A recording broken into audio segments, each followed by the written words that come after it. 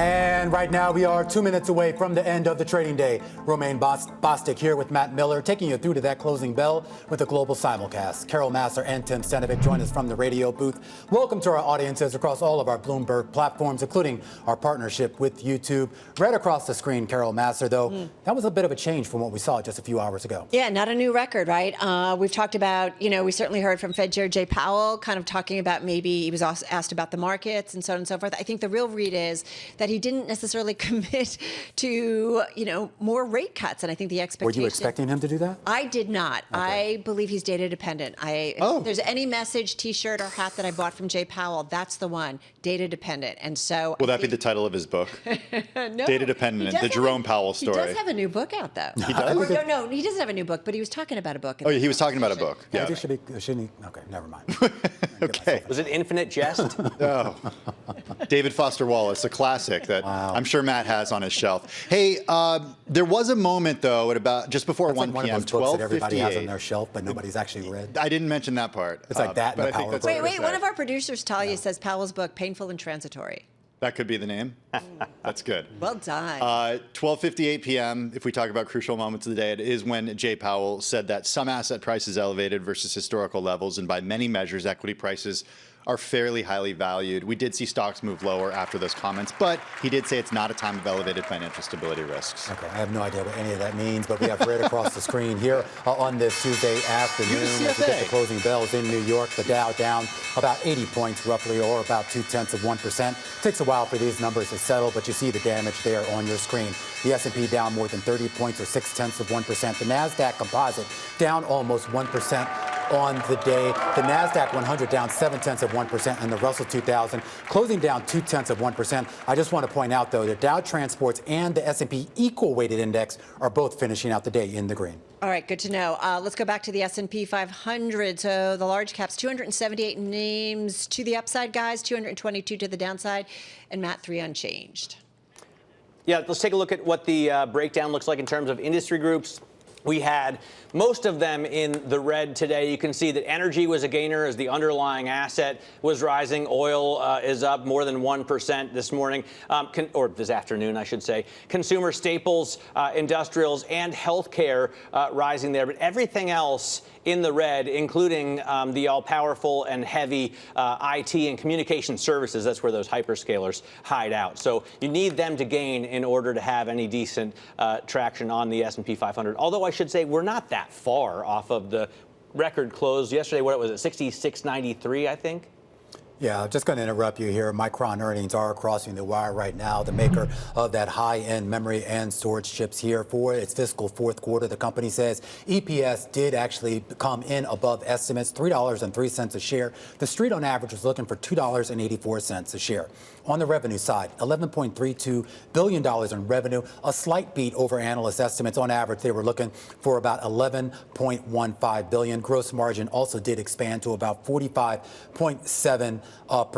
There. You're seeing a modest increase in the shares here in the after-hours session. I'm going to dig a little bit deeper and try to find some guidance. Shares up about 1.6% in the after hours. In the press release, Sanjay Mehrotra, the company's chairman, president, and CEO, said that the company's uniquely positioned to capitalize on the AI opportunity ahead. He actually calls out being the only U.S.-based memory manufacturer. He said it's a record-breaking fiscal year, exceptional fourth quarter performance that underscores our leadership in tech, products, and operational execution. All right, sounds like the data center business, right? Really some outperformance there. He says in the press release, keep in mind that Micron has been on a tear this year. Yeah, let's get you the forecast here. The company is saying now that for its fiscal first quarter, it is guiding revenue in a range of $12.2 to $12.8 billion. The low end of that range is above the average of analyst estimates of 11.91.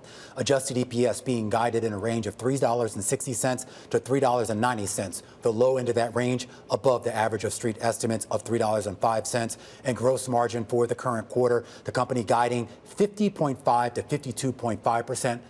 The low end of that range above the average of analyst estimates of 45.7. Yeah, I think that's so interesting when you look at not only are they going to grow more than the street had forecast, they're going to see bigger margins, right? So they're making more money. It's not like they're buying this growth. We talk so much about we've been talking so much today and yesterday since about noon after that NVIDIA announcement about the kind of circular nature of this AI infrastructure, right?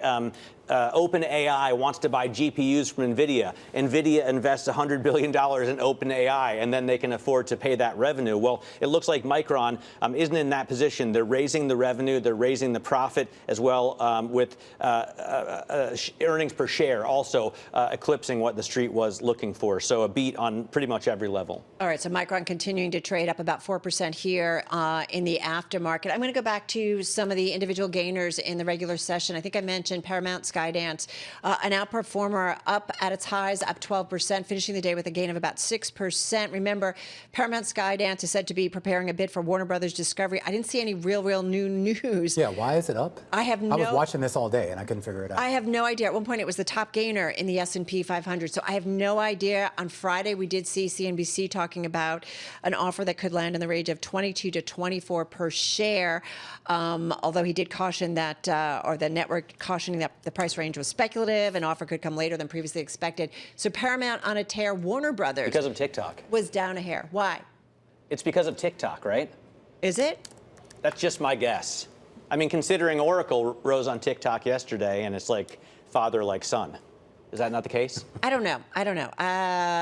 Matt says, but TBD.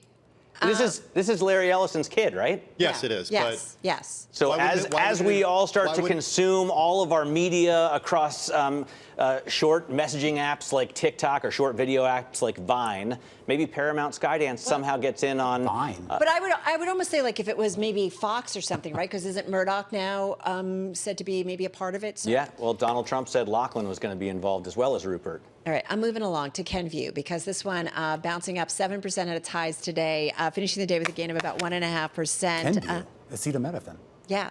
Nicely said. Thank you. Well done, well done. President Trump's call. Yeah, I mean, listen, there was a rethink. There was a lot of doctors. We actually had a great doctor on our air talking about still planning to give it to his patients. Yeah, Dr. Todd Ivey from the American College of Obstetricians. And really going by the science and the research that's been out there. He said Tylenol, I mean, this is acetaminophen has been researched to death and has been around for a long time. So keep in mind. All the way to death. That's a weird choice of words, but okay. Yeah. Keep going, Carol. God, boy, I'm missing Katie. Is Matt in all week? He is. I'll be here all week.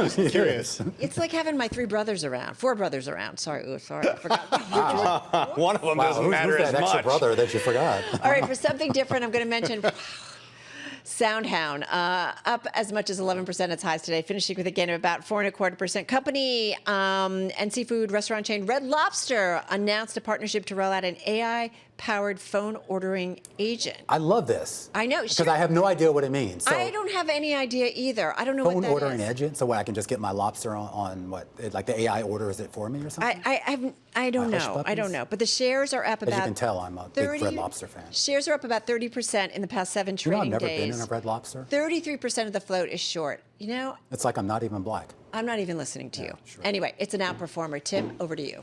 I am going to go with the Mag 7 Total Return Index. Tech taking a hit today, big tech. All 7 of the Mag 7 ended up falling today. Amazon and NVIDIA dragging down the index, down 1.54%.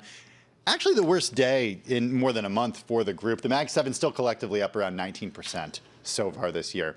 Also, keep an eye on what happened with Vertiv and other electric power equipment companies today. Vertiv down 6.2%. This after Microsoft said it developed an in-chip cooling system that can essentially cool a server running core services for a simulated Teams meeting. The announcement coming from a blog post from the tech giant. I didn't know those were so. Okay. I didn't know those were so intensive when it came to the heat that was produced. Maybe that's why it takes so long to load on my computer. I don't know. No comment there. We also saw shares of Eaton and some other electric power equipment companies fall on that news. And finally, Firefly Aerospace. This is the Small rocket launching company that went public just a little over a month ago. Ticker FLY. It fell 15.5% today. This after the company came out with second quarter revenue that came in short of Wall Street expectations. The company did make history, though, a few months ago back in March when it landed its Blue Ghost robotic spacecraft on the surface of the moon. Yeah. That was in partnership with NASA. A quick check on yields here, pretty much down across the board, and that would seem to be largely because of some of the comments that Jerome Powell laid out in that speech earlier today out there in Rhode Island. The, quote, challenging situation, in his word, in balancing out the risk between inflation and the labor market. You can see that most of the activity was on the longer end of the curve here.